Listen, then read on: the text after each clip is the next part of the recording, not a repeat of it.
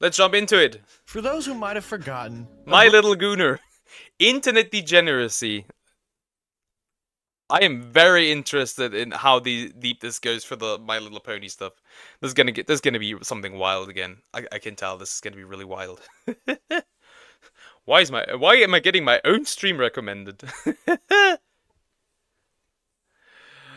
is gonna get interesting again. Brony is a fan of the TV show My Little Pony. Why am I getting my Friendship own is stream Magic, recommended? with the fandom itself peaking during the early to mid 2010s before slowly fading away as people grew up. While a lot of weird stuff has gone down on that side of the internet, today will be— That is true. I've heard the weird stories of like bronies. That is true. That's gonna be interesting. Focusing on a select few of those worst individuals. As let's just say there's quite the amount of people out there willing to do whatever they want in the most depraved way possible. Shout out to the channel members like always. And if you'd want to support yourself, you can subscribe I to am my very Patreon interested in corner how or deep YouTube this memberships goes. by clicking the join button. Make sure to like the video. Now let's jump right into everything and get on with the first person. Daniel Stein, also known as— like the title is already wild. My Little Gooner. That title is already wild. Mando Pony, was one of the first bronies who got attention on a larger than normal scale. It all started back on October 11th, 2011 when he first created his YouTube channel and posted a chiptune mix of the My Little Pony theme that same day, with it getting around 70,000 views as of today and a small fan base in the process. His start would be a humble one as he would continue to post MLP related songs and covers for his fans. I mean, that's still fairly wholesome. I mean, a bit weird that an adult man would be interested in that, but I guess. Enjoy. But everything would change on December 12th that year as he would whatever upload his floats your collab boat, On I guess. Fire with another brony musician named Acoustic Brony, getting over 500,000 views as of today. Even if it was a rather simple song altogether, this is around the peak of the brony community, and them seeing someone with enough talent to give back to the community in that way was enough to get things rolling and certify himself as a creator in that space to keep up with. As he was working on his next big song, Andrew would fill the gaps of 2 Christmas covers to satiate his audience's hunger to poor results. It didn't matter though, as on January 24th, 2012, he and Acoustic Brony would drop another collab, Loyalty, together, with that becoming both of their most famous song in the fandom to date at almost 3 million views as of today. I mean, that's not too bad, I guess. Just music stuff. I guess that's okay. In less than half a year, Mando Pony would cement himself as a popular figure in the fandom due to this very rapid success. At one point, even getting a shout out from Daniel Ingram, the composer of the official music of the show at BronyCon 2012. Oh, Mando writes some killer songs too. I gotta give you credit for some of those great songs you've been writing, man. Really good stuff. He will continue to upload original songs and covers on his channel to mostly positive results for the next couple years, even dropping a single by Acoustic Brony on his channel alongside the original upload, showing that his ties to the fandom itself were so strong he was willing to promote his friend for free simply because of his gratitude. So basically just a dude who like really likes My Little Pony. I guess. Still, I feel like a bit weird, but like nothing out of the ordinary. I question how deep this goes. Andrew's success would continue as he would pull over 500k views on a remix of his, and on April 30th, 2014 would upload the song Horse Famous, a term used by any brony creator that was popular, cementing himself as one of the biggest creators in the fandom. However, 2014 was also the year the fandom started to slow down, as by this point in time it was just another internet fad that had started to dwindle away, and while he would upload a couple more songs throughout the year relating to the show, he knew it was time to try something new or be left in the dust in the ever-changing landscape that is the internet. On November 20th, 2014, Andrew uploaded but now I haven't Survive the seen Night, anything a song that's like relating too to the weird. new gaming phenomenon Five Nights at Freddy, as the fandom was growing at an extremely rapid pace during fall 2014. This would prove to be a very, very smart move as the song sits at a staggering 45 minutes. I hope this leads up to anything like, you know, important and like not just like the story rundown of like the brony history. I don't want to watch a brony essay. Views I'm as good. Of today, and is still his most popular video ever, far surpassing anything he ever did for the brony fandom by miles, and cementing himself as a figure to be reckoned with in the Five Nights at Freddy's fandom now. He would upload a Christmas cover album right after this to poor results once more, as nobody was subscribing to him for his Christmas covers, but it was obvious this was just a way to buy some time as he worked on his next song to publish. On December 16th that year, Andrew would upload his next FNAF song and get 20 million views off of that, which even if it wasn't as successful as his first, was still a massive amount of views for anybody on the internet. His next song just a week later named Just Go would kick everything back into shape. I mean, the Five Nights at Freddy's community goes kind of crazy for that stuff. I remember DA Games making a lot of songs for Five Nights at Freddy's, and those songs really like went crazy. And it was like kind of sad to see Will's original songs like Iris getting like less attention than that, because the Iris songs are like way better, like by leagues better than like the video game songs. As it currently has 40 million views and is his second most popular video on his channel and will probably stay that way forever. He would actually upload a Brony collab that Christmas as well just 2 days later, showing that even though he moved on to better pastures, he was still willing to contribute to where it all started for him just 3 years ago now. Alongside making more FNAF songs a massive success, Andrew would also make songs for other similarly charged fandoms like Undertale for example. And while he wasn't getting 8 figures worth of views, it doesn't really matter much when you're still pulling in numbers most people can only dream of. Andrew would also become friends with fellow musician Nate. Oh, Nate Wants to Battle. That's pretty cool. I listen to his music a lot, and like his anime covers, or like original video game songs. He's cool. His record label Give Heart Records in the process, in which they would collab together on some songs and would Emily as well. Join him on a short tour. Monarch. I don't trust her anymore. Due to the fruit situation where she was kind of ignored the fruit as a cheater. Their most popular song together doesn't seem to amount to much in Escape either of their from the separate City. careers. It didn't matter much as they were both doing fine in their solo efforts, with these collaborations being just another avenue for different types of music to produce and grow their careers in the process. Andrew's personal I life 100% listen to that song. 100%. Going fine as well, as he'd find himself dating and eventually getting engaged and married to Sabrina Alberghetti in 2015. A storyboard artist best known for her work on My Little Pony and Ed, Edd and Eddy, among countless other popular children's cartoons and movies throughout her career in the industry. It seemed that he was on top of the world by the end of the 2010s. As while things started to slow down, this is normal for any creator in a space such as his own. And at the end of the day, he was still doing great overall and would continue to produce content for years to come. Except this isn't the case at all, as 2020 will end up being the year where this decade of hard work all came crashing down in a mere matter of days. Speaking of hard work, I tend to find myself giving into my bad habits due to the stress that is constantly digging into these stories throughout my time online. However, I've been able to curb this thanks to Fume, an award-winning flavor. Really? Yeah. And I can't skip the ad. Can I skip the ad? Can I skip the ad? Yeah, I think that's the closest I can get to skip the ad. You can try it out yourself at tryfume.com/Lanzer by scanning the QR code on screen to get yourself your very own free Fume topper when you Imagine. That is suffering. Wrote fanfics on My Little Pony. Don't Google your nickname.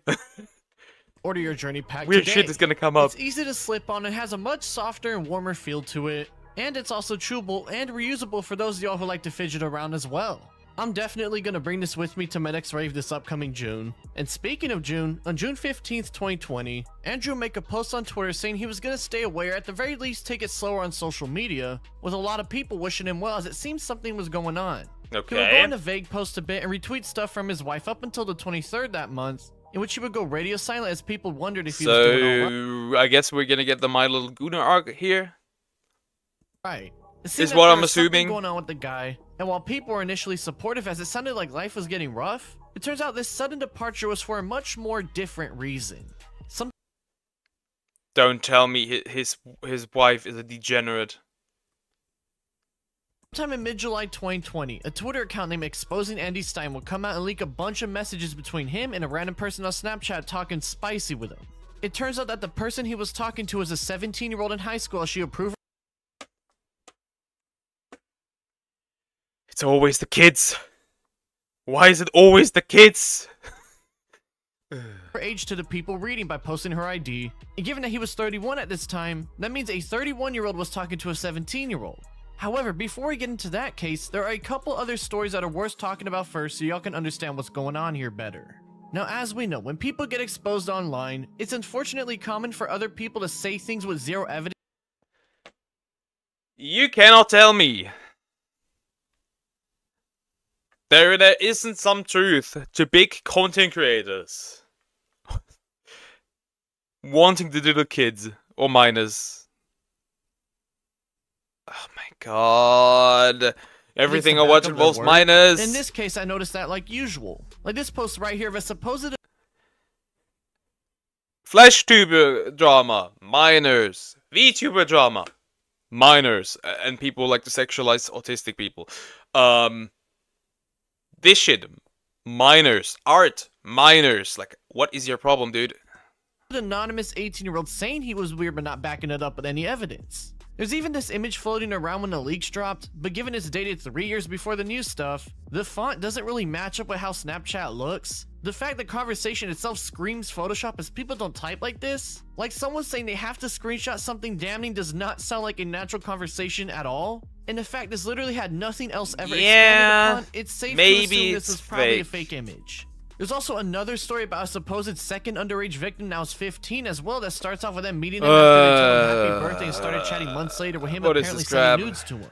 However, the evidence provided like, is just hearsay from telling the story on Discord and how things supposedly I expected like corn addicts, I don't know, weird fetishes. Not again kid stuff. They're different topics. Maybe we get into that. Saying that a random Instagram account that they were talking to was him, yet there's no proof it was actually him or not, as no name drops or anything similar happened between the two in the leaks. As much as I want to, I have a theory that some like YouTube gives you conversion therapy to from normal to liking kids. Maybe in the YouTube Studio app. Once you hit a certain number. Believe this is Andrew speaking to them? There's no way to prove that the Instagram account was his and not just some random person. And until I see evidence connecting the two together, I'm not going to label this as him, as that would be very reckless of me to do. And given the severity of the claims being labeled against him, I felt it was best to explain why I'm taking them with a grain of salt. For clarity's sake though, I'll attach these two images of what Andrew allegedly drew of him and the 15-year-old girl in question on the left, and the same with Nate Wants to Battle allegedly being added into the mix on the right.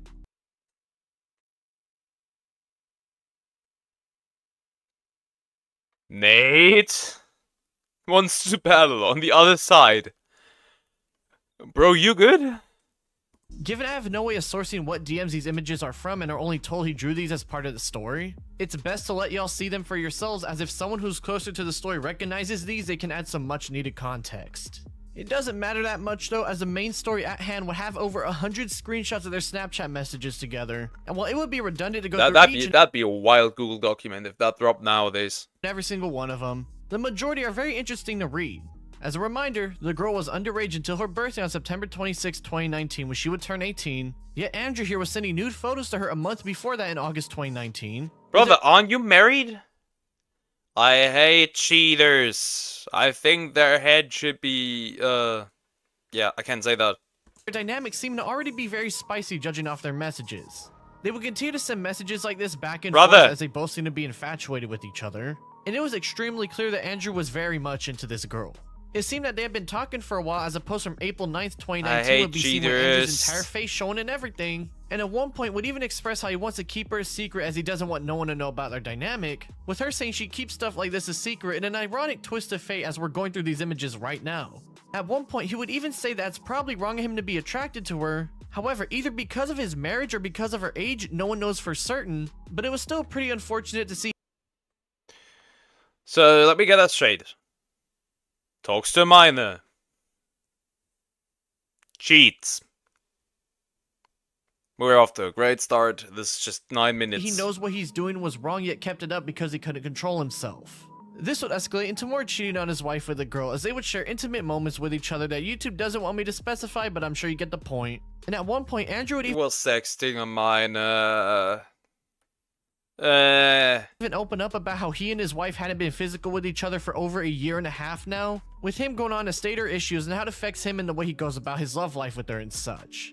This spicy dynamic would be the main driving force in their relationship together, as they were game whenever it came to talking some type of way with each other, and it's just so bad to see because he clearly knew that he was cheating on his wife and that it was wrong, yet kept it up because of his own failing marriage. It's honestly pretty crazy to see how Andrew had it wrapped around his finger throughout the entire relationship. From why don't you go out and fix your marriage?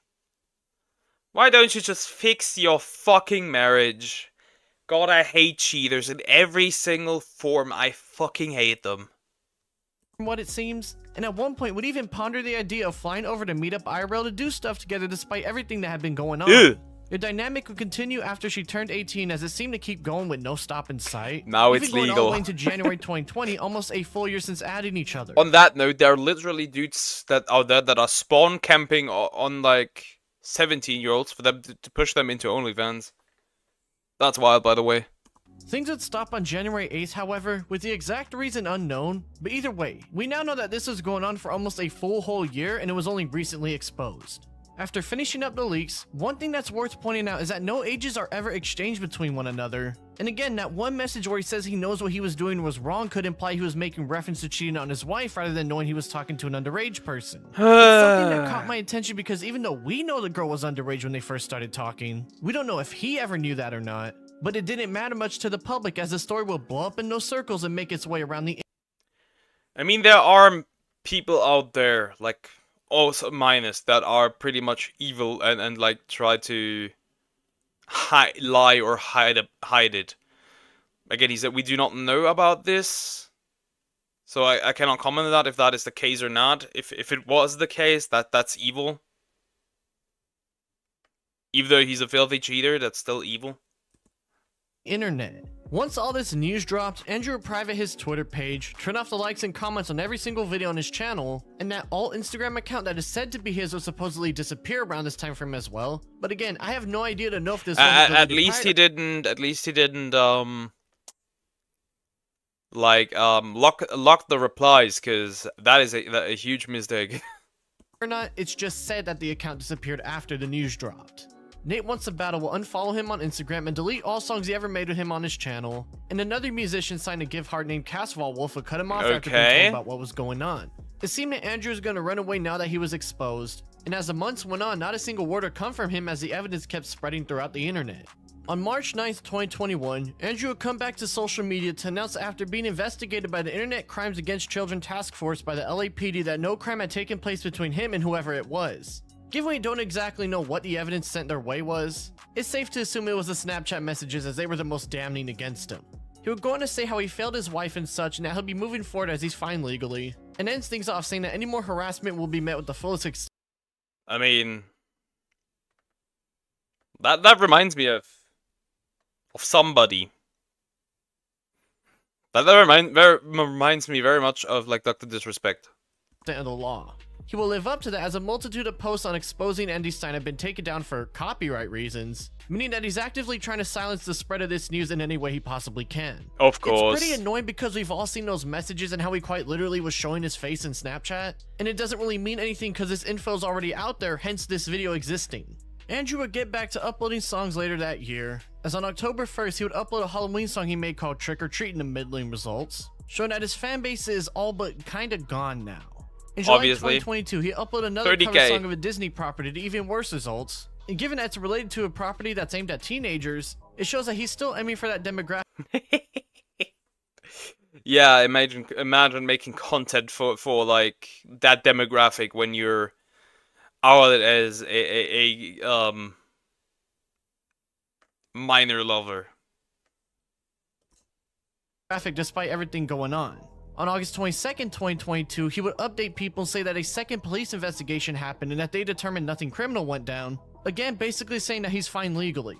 Since then, he's been uploading at a decent pace on his YouTube but you're not channel fine for the morally. past 2 years with his views mostly being bad, with the comments and likes still turned off even to this very day. Something that's worth of interest is that Sabrina herself has actually talked about the allegations before on Twitter. As back in November 2021, she would mention how people have been stalking her over this and at one point would indirectly confirm the leaks to be real. She said, "Tried to move on with my life over something that never happened the way people said it did," which as we know, the only leaks where she's involved in are the ones where Andrew was on Snapchat with a 17-year-old. In March 2022, she would again reiterate that it's just a He still cheated, lady. He still cheated. What about your self-worth? What about your self-respect? Leave. Hopefully she has left him a bunch of BS and imply that other people are doing bad things, and it was clear she was still down to defend her husband despite everything going on. Now, as we saw, Andrew here loves to use copyright law against anybody who talks about him, and he's been known to do this to people that even play a small 5-second clip of his music, hence why there's none here when talking about him.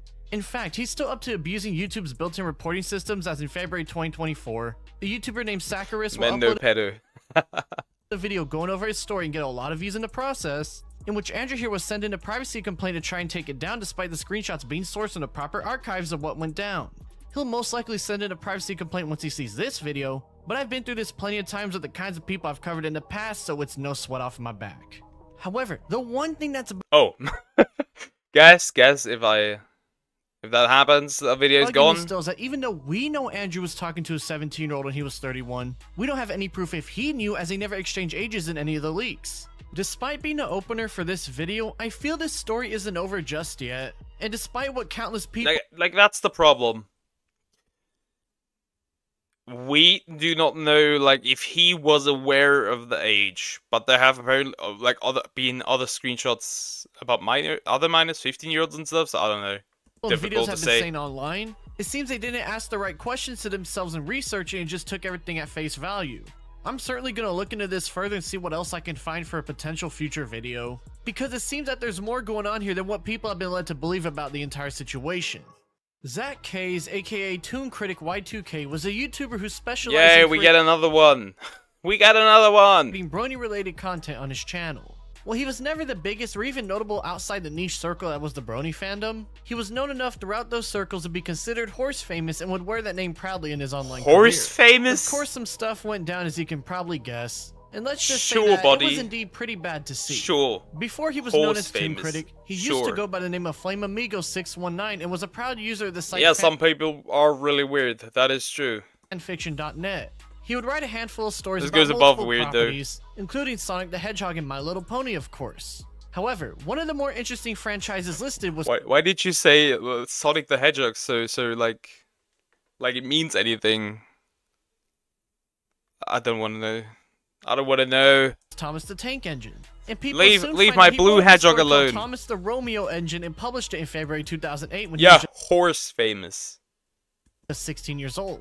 In this If I story, he understood goes that into correctly. semi-detail about two trains basically going down on each other, to put it bluntly, and it's absolutely hilarious to read and somehow more autistic than the brony stuff, but I digress. Funnily enough, after he was being made fun of for this, he would delete that story and update his bio, but it was too late as it was already cemented in internet history.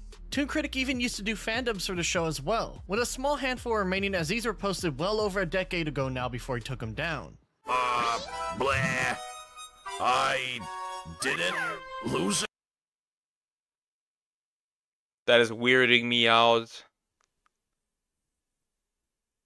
People but were weird back in the day. Tee-hee.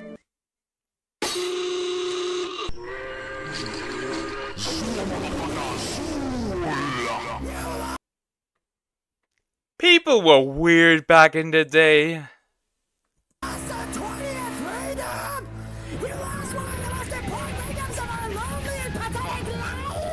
He would do this with other franchises like the Animal I Crossing feel the video game, cringe for coming example, inside of with me. both being in an obvious bad quality even by Oh the my late God. 2000s, early 2010s era. However, after coming across Angry Video Game Nerd and Doug Walker of their respective reviewing channels, Toon Critic here decided he wanted to shift his content to these reviews rather than silly little skits online, and in turn decided to focus on cartoons, going on to officially don the name Toon Critic for the first time ever. One of his earliest reviews was Thomas the Tank Engine, and no one's surprise. And when seeing someone who was in their 20s focusing their reviews on a child's property, it's not exactly shocking he wasn't getting the attention he wanted. Toon Critic would see this lack. Why would you review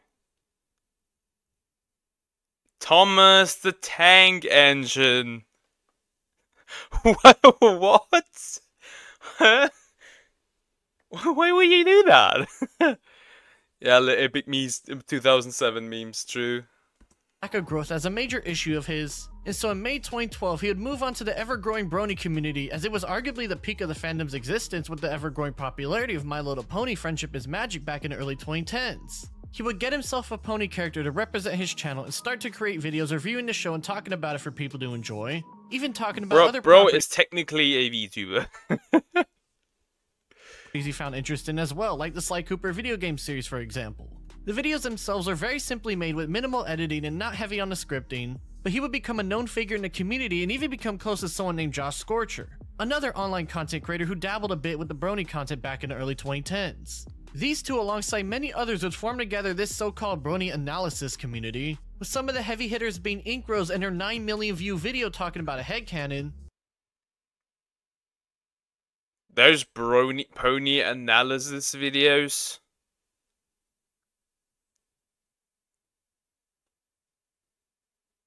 Who watches this? Who watches this? This can't be kids. This is adult people.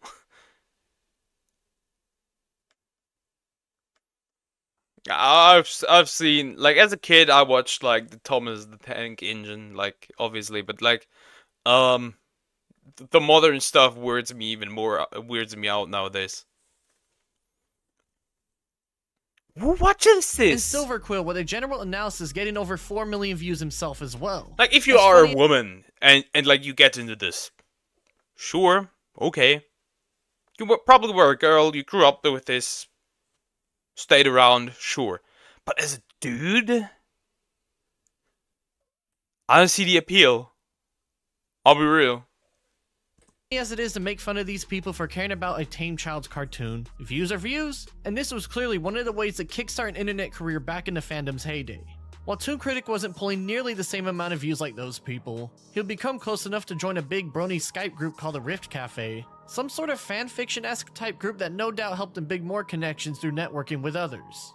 It was during this period where Toon Critic was in everyone's good graces that he would introduce his evil alter ego Cartoon Z into the mix, a character that dressed like one of those swag people from the early 2010s alongside a new voice and personality. What? They introduced another fictional universe for the ponies an episode later.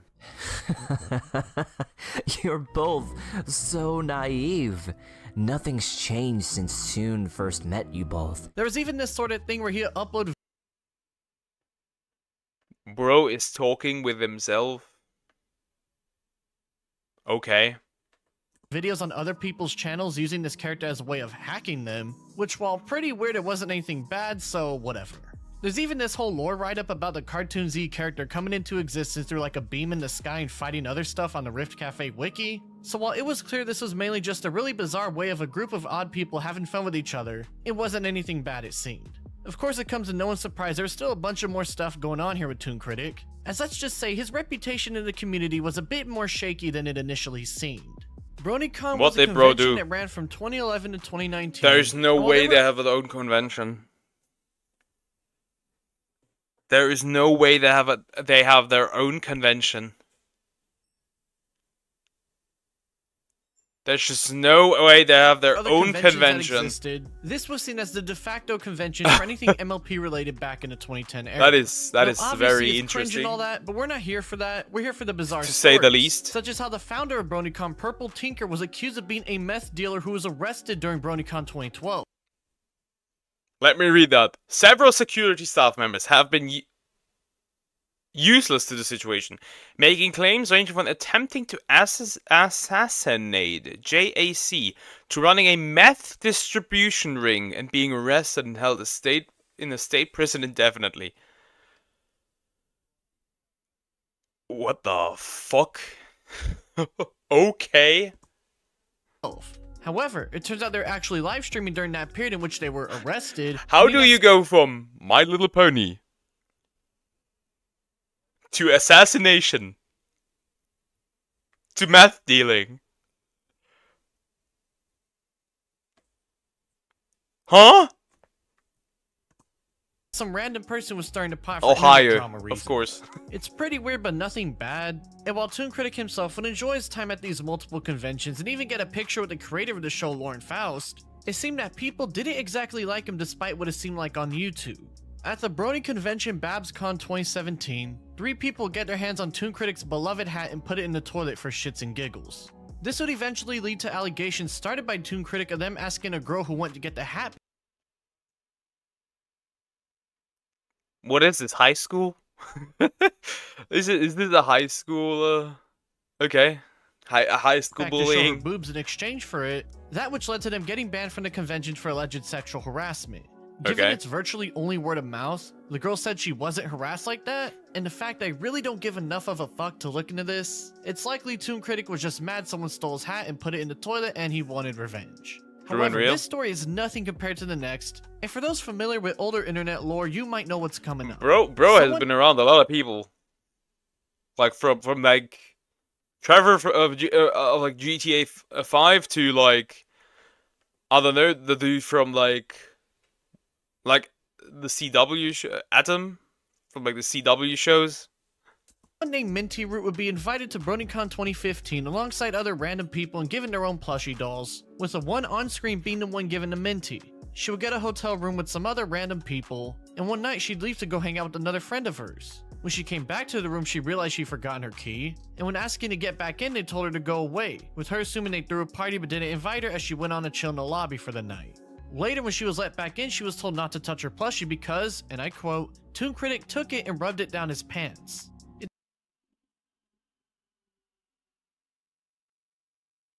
We're starting to get into the weird stuff.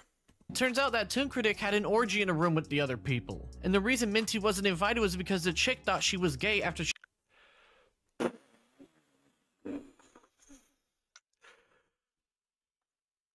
The My Little Pony orgy. That is wild. That is wild. This when we real quick. she told her she was The My Little instead. Pony orgy. On top of that, when asking for an apology from Toon Critic for Boy, defiling that her plushie, escalated he would quickly. instead put out this video mocking her for being Canadian as people started trashing him for being mean to her for no reason. I mean, understandable. Canadians and the French and the Indians. I'm just joking, by the way. The French memes are funny though. Tunes here now. Today's vid is a little unusual. Toonie here is not one for stepping into drama. I, on the other hand, court it quite well. So today this video is Why does he talk like that? Minty Root. Now, in the spirit of good fun, sir, I realize you and I don't exactly see eye to eye. Why does he talk like we've that? Never actually met, and you hate Toon over a little, incident with the plushie that he didn't know was yours. But that's beside the point. Hey, how come you just keep on making me feel so bad? I mean... Okay, that is funny. I know I do all my stuff on my animations, but let's put it this way, they are magnifique, no? Oh, you're just like all the rest of those ignorant pigs. That is Honestly, funny. the entire clip is extremely tame, but given he couldn't apologize for what he did and instead acted childish over it, Definitely, people started to dislike the man that's over true, the but that next is few wild. years. A girl That who is- was that is involved in wild. Fallen Wish has even gone on record talking about the experience in a Discord call sometime after January 2018 as well. Later, and she invited herself. She's like, oh my god, can I come too? Invited herself, and then she invited Toon Critic. I'm sorry, I don't speak baguette. I think je ne parle pas français. I think that I remember a song, so like a German song, so I guess I remember that. The pool party. Kind of. For the other guy to be involved, so they all came, and I'm just sitting there like, mother. I hate this girl. I hate her. I hate this girl like more than anybody ever. So did this Nikki V guy fuck Toon Critic? Yes. Yeah. Nikki V, of all people. However, people would soon be given a That much is better wild. reason to dislike him. As let's just say, there's a reason I know the general time frame that last call took place. On January 25th, 2018, over 500 Skype screenshots leaked out of Toon Critic when he was 24 years old talking some type of way with a 14-year-old minor. The messages seem to have started on November It's a kid again. 11th, 2016, with Toon Critic very well aware he's being a creep asking a teenager for face pictures, as you can see at the bottom there, with him even calling himself a pedo at one point when chatting, as he would notice she was What?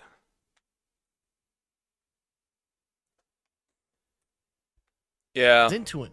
He would again try to play it safe and whatnot, very well knowing what he's getting That himself escalated into quickly. is absolutely disgusting. Again, this time into trying to kid get her into stuff. doing NSFW roleplays with him. In the middle of this NSFW roleplaying, Toon Critic would make references knowing that she's underage, such as mentioning her breast size, and at the end the girl herself would confirm her age to him for anyone wondering if he was perhaps lied to about it. By January 2017, just 2 months into their little relationship, he would admit he was Is it weird that I'm attracted to you? Like, in what way, if I may ask? Okay, like attracted in the mental and emotional sense.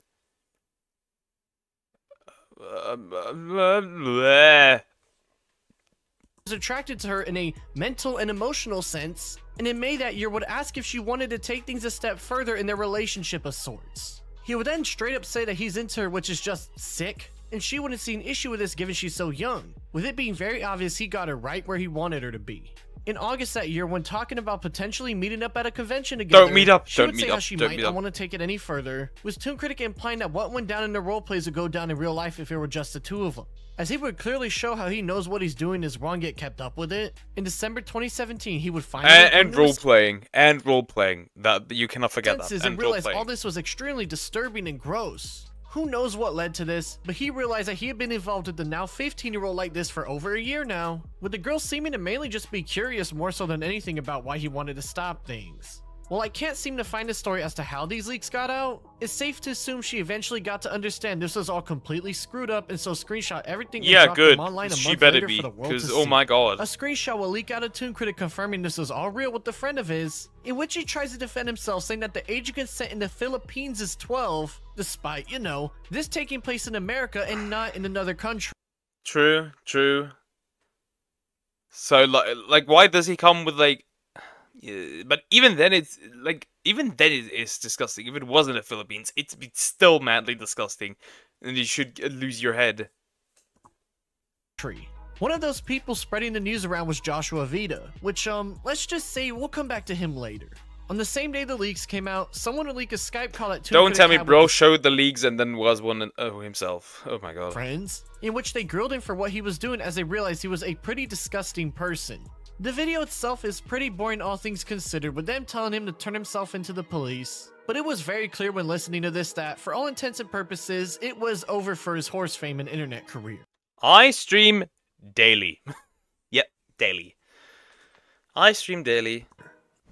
There are no excuses. I'm not going to do much really other than say I was in a bad place and I made bad decisions. And though not every stream is a reaction stream, I try to keep it to like once a week, and then like I do other stuff. Involved in the wrong type of thing. I really screwed up on that part. We can't associate with this. We cannot. Seriously? Seriously, we cannot. We can't be associated with this. Dude, look, I made a stupid mistake, or I'm trying to fucking change from that. That is not a mistake. You did that willingly. You pursued that willingly. That is not a mistake. And I get it, alright? I did some stupid stuff. You guys are my friends, like... I'm sorry, dude, but... Not anymore. This is a crime. This is a crime, man. I don't want to do this. Good. That is very good. That they instantly, like, dropped him. That is good. At one point, he even says he's done worse before, and that in one of What those do you cases, mean worse? the police did get involved after a girl apparently lied about her age to him, showing just how deep the rabbit hole goes with the dude. There have been times where I admit I have done things that are probably worse than this. In fact, I can safely say that this is one of the worst things that I've ever done. But there have been worser. This is not my first time in this type of situation, and I've not told you guys a lot of things. I don't know if I'll be able to now. Minty would chime in the very next day on the 26th and point out how in his Thomas the Tank Engine fanfic, he used 2 teenagers doing certain activities like that, which given the context of how he is now makes it even worse to read. That same day as Minty... Always a red flag. Sometimes it's a red flag. Sometimes it just is.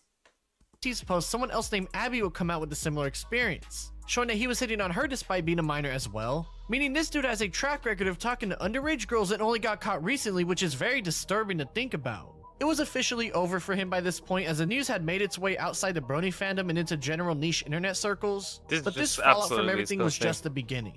As the news kept spreading around, Zach Kaiser changed the bio on his Skype saying that he had a good run and such now that his reputation was ruined. He would eventually nuke next stream. I'll prepare some more like happy stuff or like less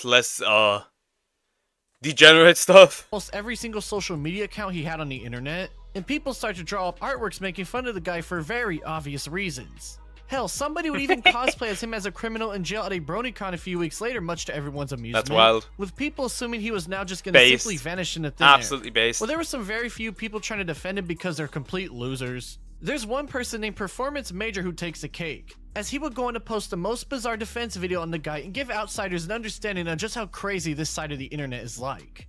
I roleplay with just about anyone who's willing, and sometimes if the minor's mature enough, I'll roleplay with them too. I'll get up from the chair and run into a wall. There is no way they just straight up confess that. That's right, he just admitted to engaging in NSFW roleplay with minors. The guy who was trying to defend Toon Critic yet showed himself to be just as bad as him, showing everybody keeping up with the situation that something is very wrong with these people and that they're all extremely sick in the head. In February 2018, just a few weeks after getting exposed, people start to say that this Telegram account was his and that he was trying to move into the furry community, and given his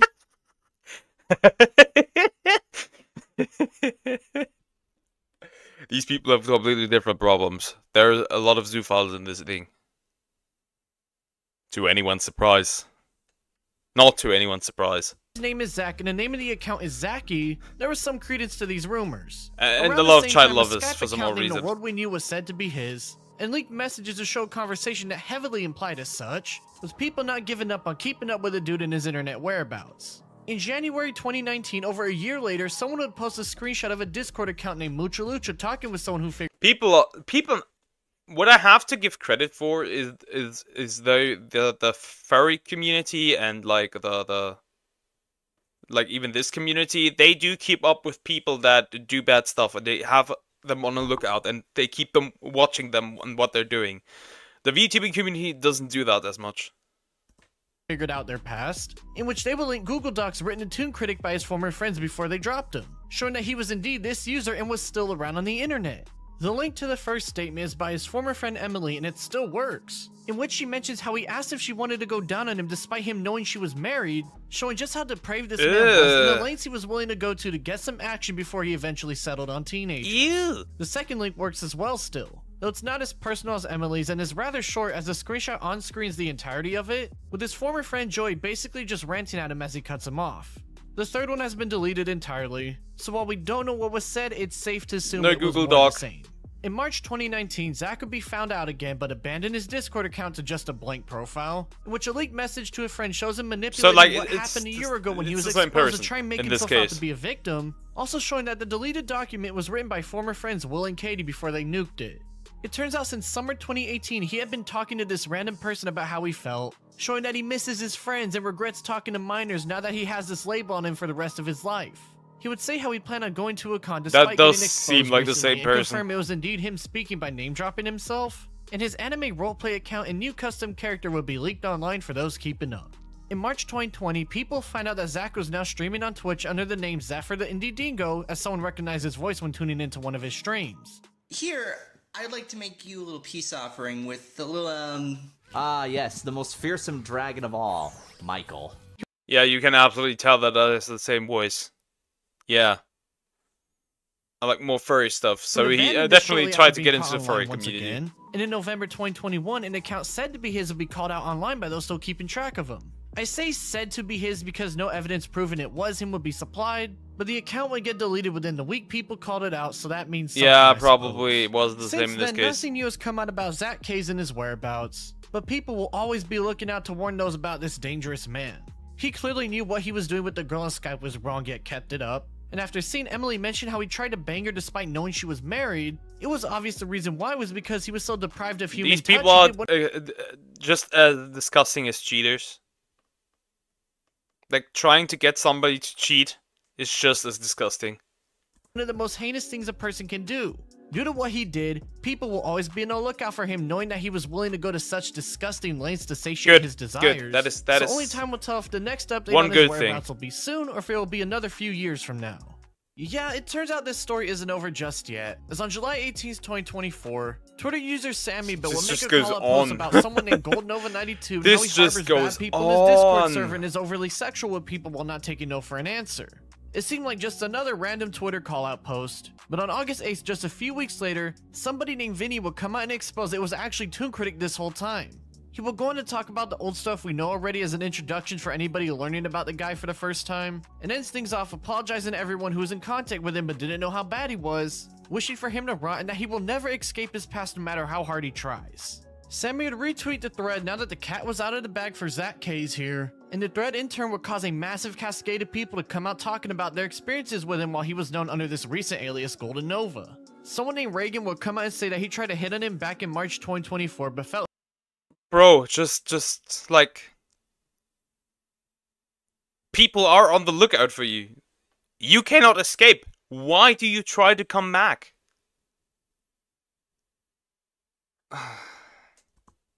he was weird and also caused some friendships to fall apart in their circles. And someone else named Smashwaffle will come out with a Google document explaining how things went down between him and Toon Critic during their friendship. Another Google document. We're going to say how he first met him in the Pokemon roleplay Twitter community in December 2022, became friends. Leave Pokemon alone! No!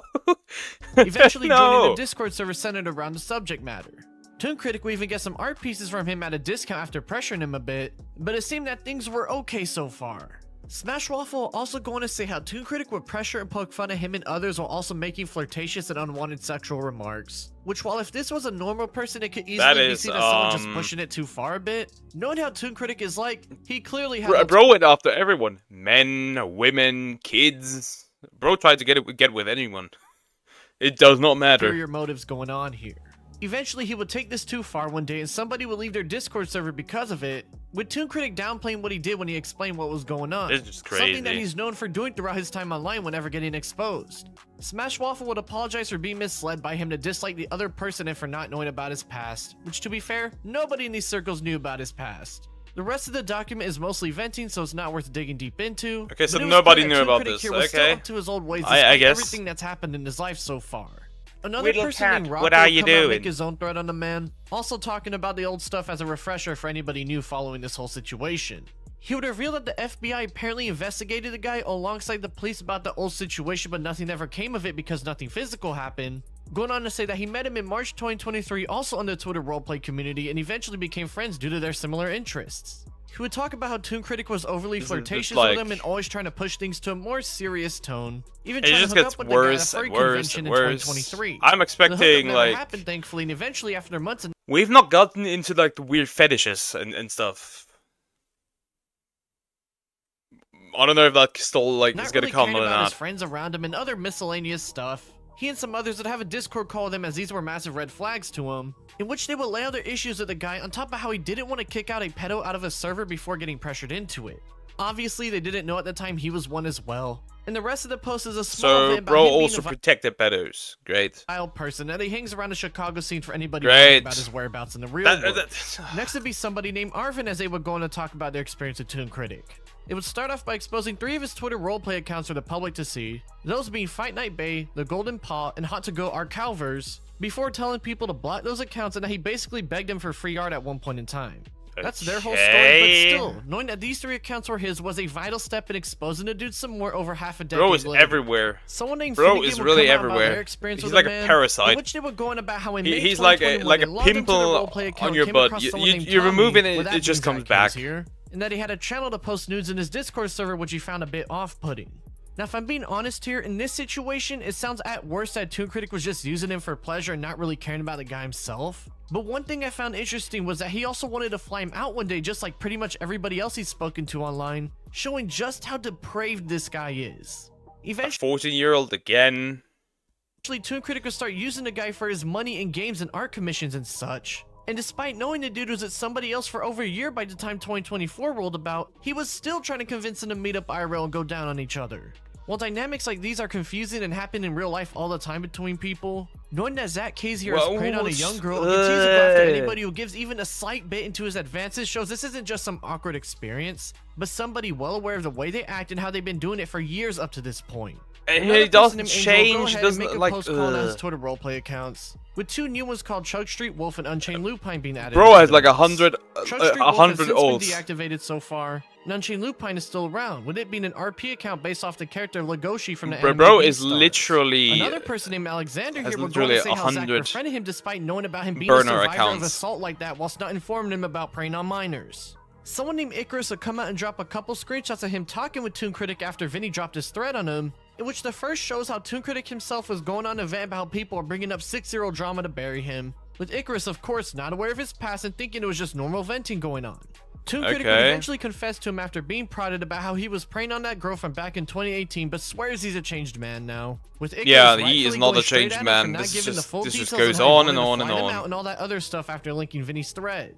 There's another video on how this dude returned. With Icarus again, already making up his mind and telling him to leave the community he that currently released resides 10 days in ago. I'm and not leak gonna these get DMs into for the rest of that. the world to see. Like, Somebody man, named Judah come out and talk about how they met Toon Critic in March 2021 in Twitter roleplay circles and that he was overly expressive but nothing bad in their experience with him. Eventually, after a year of knowing each other, he would try to ask him out but would get rejected for being too old. But things would get weird in February 2023 when he invited a pedo known in the Sonic the Hedgehog roleplay circle. We got everything here. Pokemon, My Little Pony, furries, Sonic the Hedgehog. We got everything in here.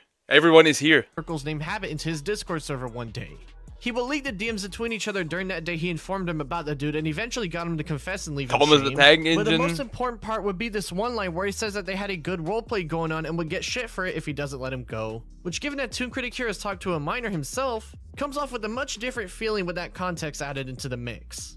Sammy also made a Google Doc about some drama between the two of them, though it's not really interesting to be honest, but again shows that even in those circles his reputation wasn't exactly the best among that crowd.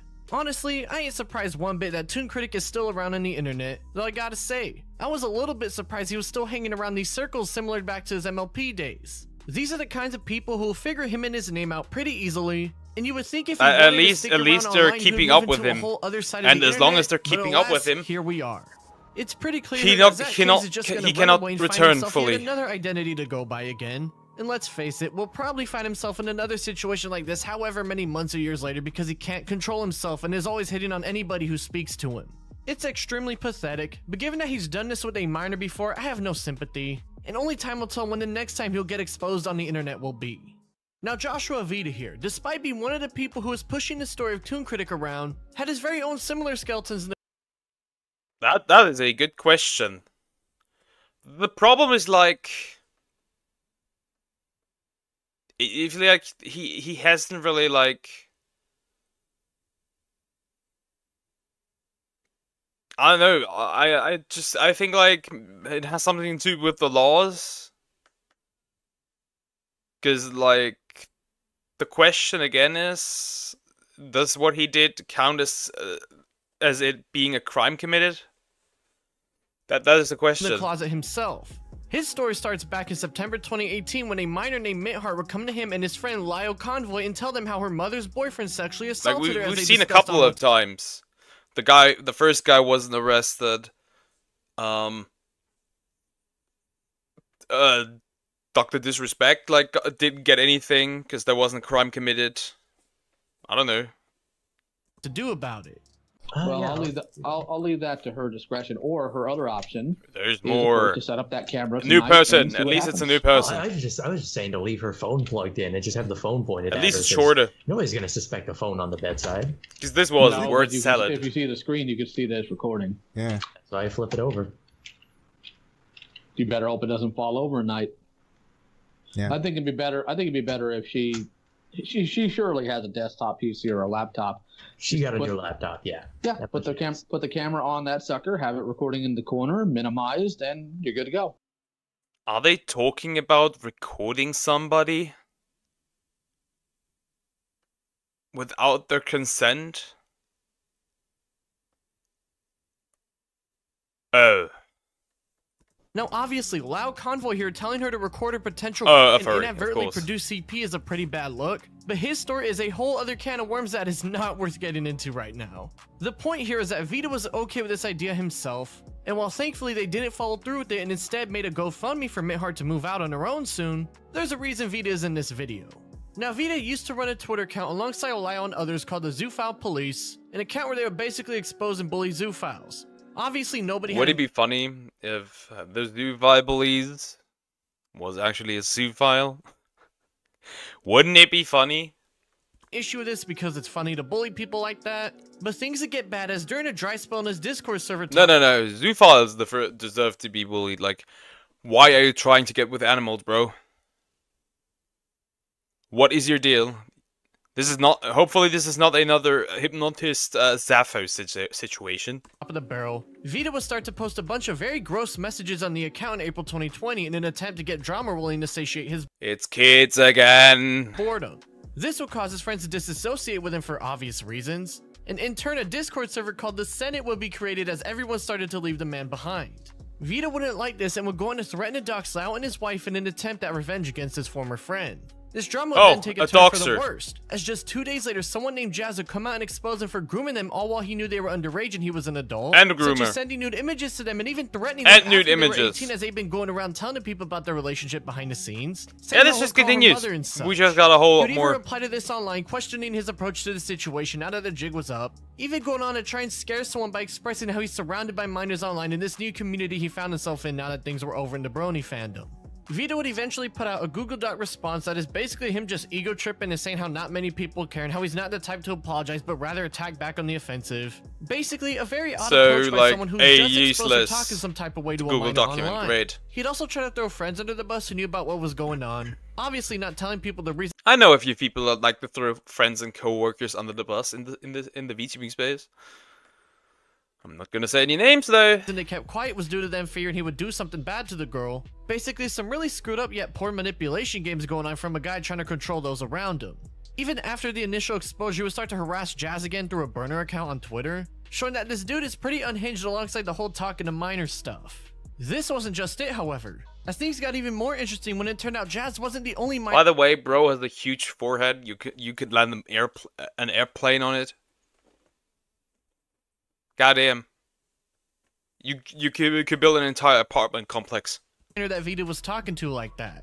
In fact, Vita had been talking to none other than Mithart herself for years at this point, since he was 22 and she was 13. And despite this recent Ew! No, that's the worst one. Up until this point. That is the worst one.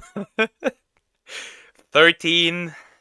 Wouldn't come out about her experience with the man until September 2020, when he is around 27 years old now, just a month after she moved into her own place once she turned 18.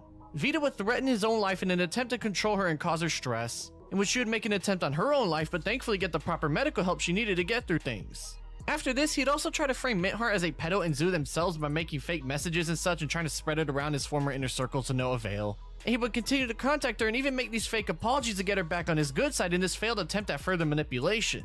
I'm sorry for contacting you again, I really am.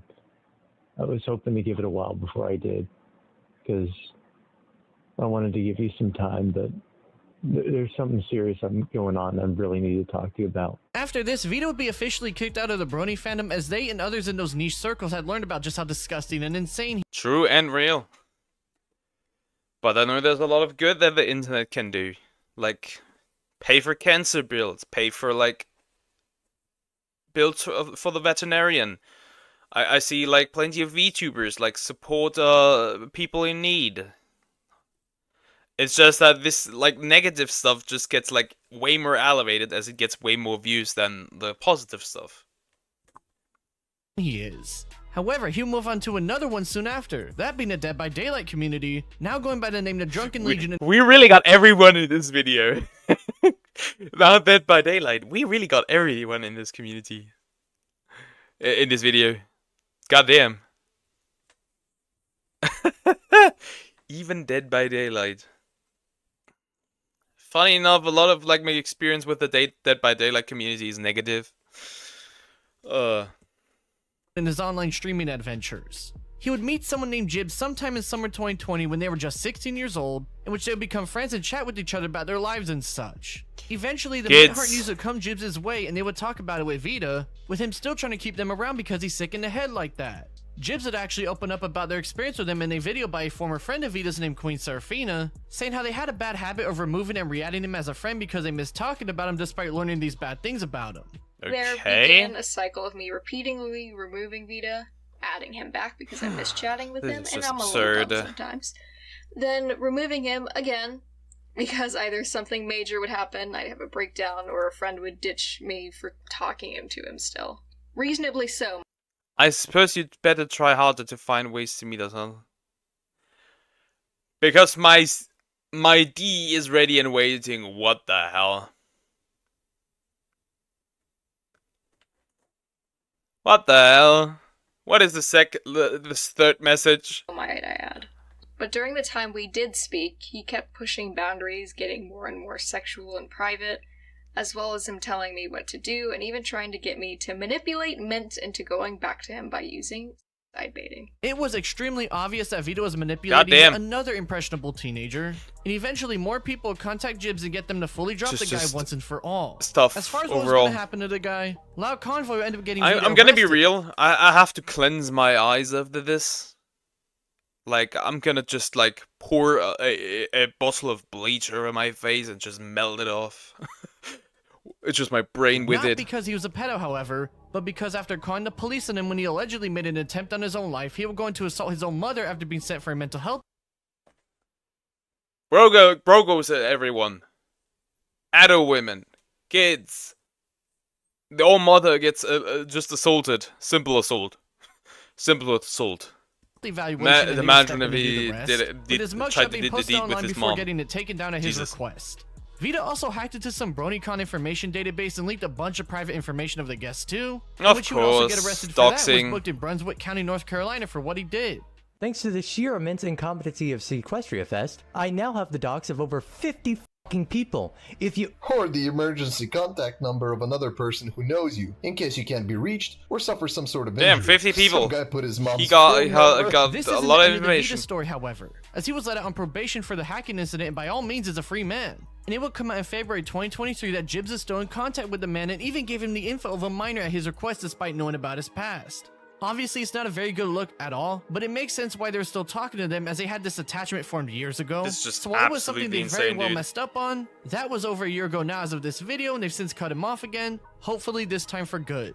There's no point in putting any blame on them, and as far as I can tell, Joshua Vita is still a free man scouring about the internet, doing whatever he wants. There's another one. Every time his head appears around public circles, everybody is reminded of how gross of a person he truly is, and he will never be able to use the internet publicly ever again after what he's done. Good. Flufflepuff, also known as Mike, is an animator on YouTube who got popular over a decade ago for making cute 1.64 million subs.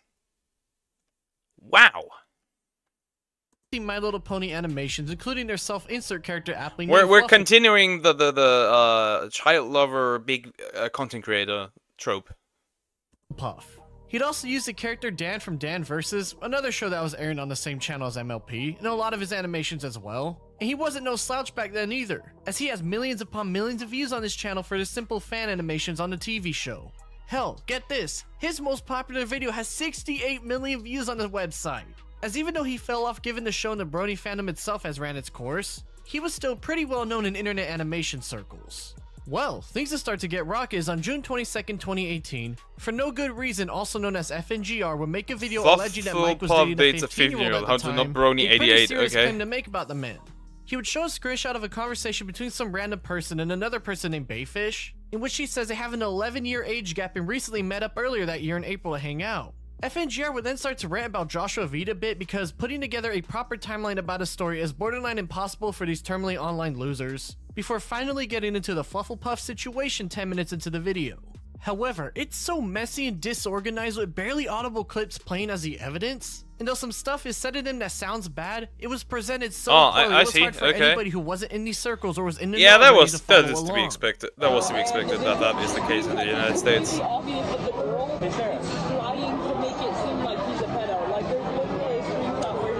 Even when checking Mike's age, didn't April understand 2018, a single he was 29 word, bro. turning 30, meaning that the girl at the very earliest would either be 18 or 19, making it legal and not that big of an issue at the time of presenting the story.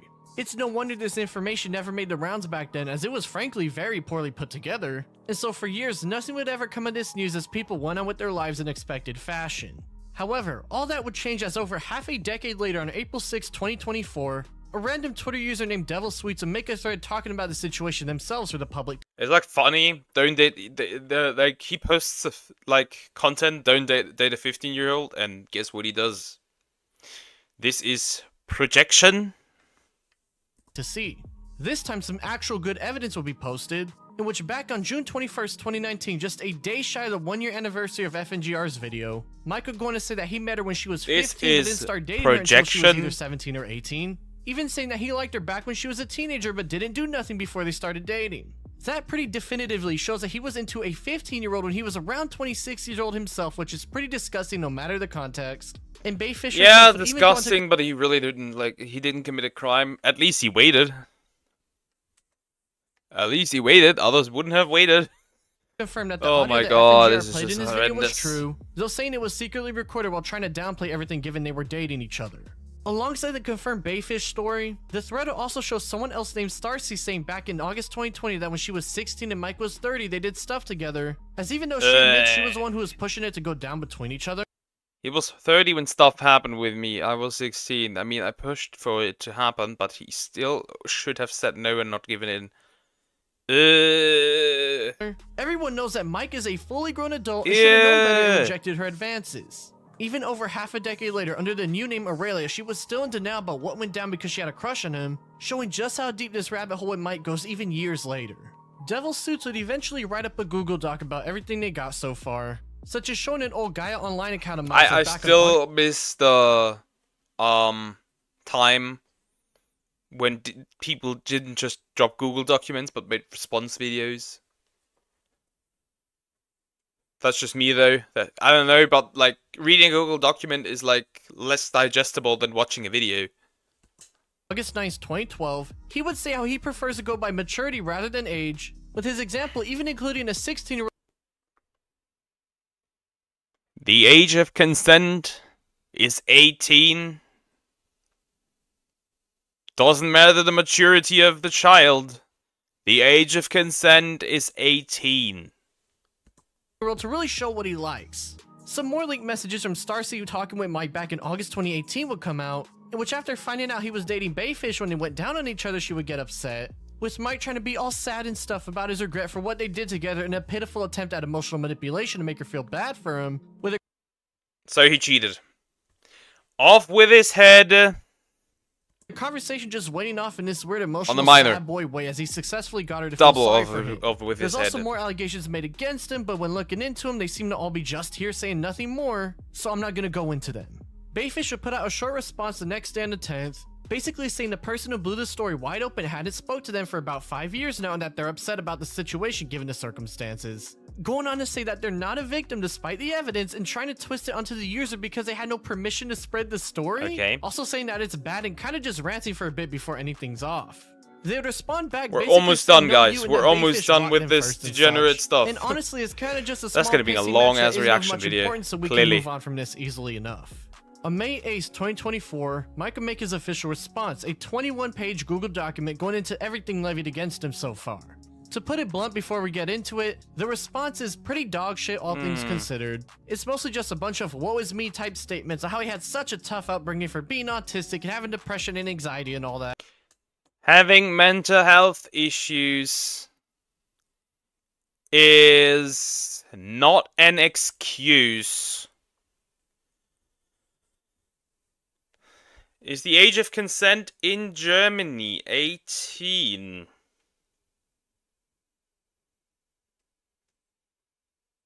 It's not 18. I'm pretty sure it's 14.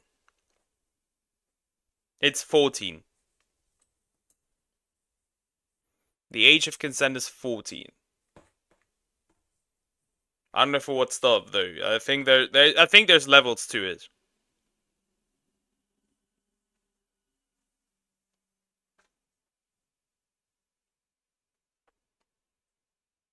And there cannot be any like exploitation between the two. So like, if you are older and you date somebody who's younger, there cannot be any exploitation. If there's exploitation, you're committing a crime. But technically, I think also the adults the parents have to be okay with it, if I remember correctly.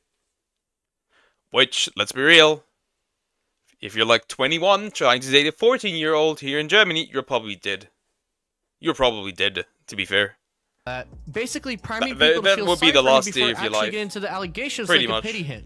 It's honestly pretty pathetic because nobody gives a shit if he had a rough upbringing, as while it indeed sucked that he went through some honestly rough stuff as a kid and into adulthood, it doesn't negate what he did to two teenagers well into being an adult and only further shows how far he's willing to take And I his highly doubt emotional most parents would allow that. manipulation on what little of a fan base he had left by this point.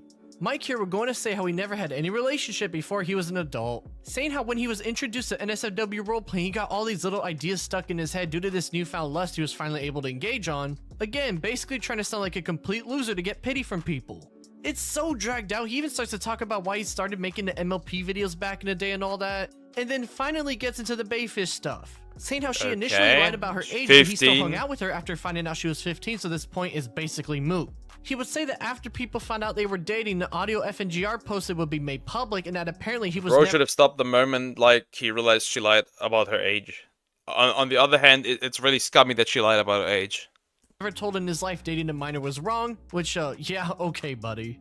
Mike starts to talk about Starcy and tries to paint himself as one of the stupidest people on the planet despite being well into his 20s by this point in time when they met each other online. Even going to admit that he was reciprocating her pushy and flirtatious nature given she had a crush on him at the time to everyone's disgust reading.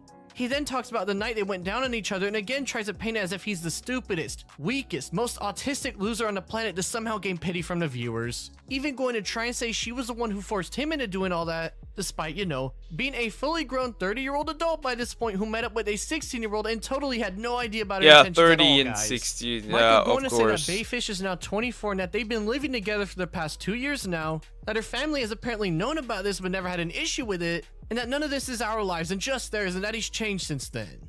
He even mentions how someone's been trying to get him banned from conventions for years now, which, yeah, he should fucking be. Yeah, going on to try not and just from twist things on conventions, internet, everywhere. Just remove this guy. Devil Suits were breaking the story as if they were the bad guy for making this public in a failed attempt to garner more sympathy from the viewers. He even starts to go on this small rant about cancel culture as he starts to wrap things up as if he's making some Cancel bold culture. statement, and ends things off saying how he'll try to move on from things and try to do better. This statement was pretty pathetic. You are to read not as a victim to cancel culture, bro. That is not the case. You are. Hello, Cora Paxton. How are you? That is not a. You are not a victim to cancel culture. As the most autistic and pitiful man alive who never knew it was bad to talk to a minor as a fully grown, almost 30-year-old adult. Cancel culture is mostly kind of cancel for like a false cancellation. Bro deserves to be cancelled. But hey, it makes it way easier for people to see how messed up he is, so that's good, I suppose. Bayfish's official response is 47 pages, and honestly not worth going deep into as it's pretty obvious she's defending the guy who groomed her and blatantly admitted to it. Like that's a common trope. Victims of grooming rarely like what's the word? Like rarely do this. They defend their what's the word? Their groomers. Have I heard of Angora Ferret? Nope. Nope. This one part where she admits to lying about ages as if it wasn't Mike's responsibility to cut her off. Let me guess, probably something from the VTuber, from the furry community. He learned she was actually 15 instead of 19 like she initially told him. Like according to the name. She even says she met Joshua Vita as well, showing just how interconnected these circles of degeneracy are, and that's just the stuff that's been documented in my videos I make on these freaks. Hell, at one point, Bayfish even talks about how Vita cosplayed as Slenderman at a Brody convention after getting banned, in which she says how it was leaked to her when he talked to Lau Convoy about his plan to start pressing her about her and Mike's relationship, again showing just how deep this rabbit hole truly goes in these internet circles. There's also some stuff about Devil Suits and her beef with them, but frankly, I don't give a shit because the story is with Mike, her, and Starcy, and that story ended up being true, and I don't give a shit about the petty stuff going on in the mix of all this. She would ended off basically telling people leave her and Mike alone. I mean, a 19-year-old dating a 30-year-old isn't really like a crime. Like, I find it's weird.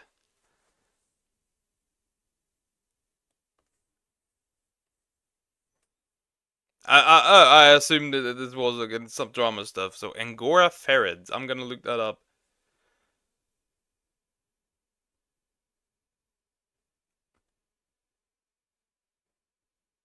Oh, these are little fluffy guys. They look cute. These look cute. Happy in her current relationship, so it is what it is. I just skimmed over your This has been just a small handful of some of the worst the internet has to offer. This time pertaining to the Brony fandom and what remains of it as of today. These are really I'm sure there are cute, stories I missed out on given how deep this rabbit hole seems to go. And now's a good reminder for y'all to give me any video ideas to this email on screen. It doesn't have to pertain to bronies, it can be any sort of group or Man, that was a huge rabbit hole. Oh my god. Like, I know that these, like, weird, like, kid fandoms sometimes have weird people in, but not. I didn't expect this to be that bad. I'm gonna need to cleanse my eyes of this stream. That's 100% true.